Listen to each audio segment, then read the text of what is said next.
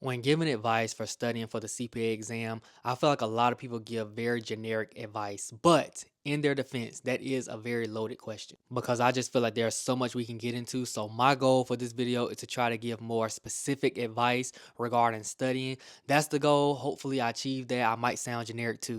First thing, before you even start studying, schedule the damn test. Some people say they like to get halfway through the material and then schedule the test. No, I don't know how y'all are studying for this test when you don't have a date already set in stone. When you have a date that you can write and circle on your calendar, that puts a different fire under your ass. At least it did for me. Also, having a date in mind keeps you on track with your studying, and it just makes it real, like you're actually taking this test. And that's probably a reason why a lot of y'all will start and stop your studying is because you haven't set a date. It's not real yet in your mind. The next tip is regarding pace. You need to be aiming to complete about a chapter a week. And for reference, I use Becker. So if you use something else, I'm sorry, I don't know nothing about those. But for those of us who use Becker, which is most of us, you need to be aiming for about a chapter or unit, whatever you want to call it, per week. Now, of course, some weeks you may get it done faster than a week. Others, it may take like more of a week and a half, but still, that's the general pace you need to be aiming for. My point is, if you find yourself taking 2 or 3 weeks to finish a unit, you're moving too slow. I'll be the one to say it. That's not a good pace because you're going to start forgetting stuff. Number three,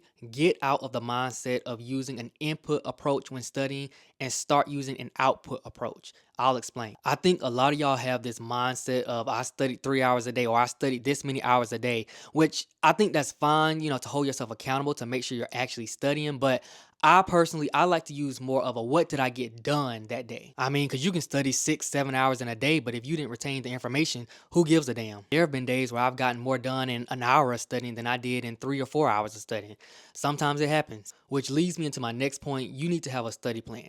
This is non-negotiable. You cannot just wake up, study, and close your laptop when you're tired. You need to have tangible things that you want to do or complete before the day ends regarding your studying. But I'm gonna pause the video right here because I don't want this video to be super long. But I appreciate y'all for watching and good luck studying. Peace.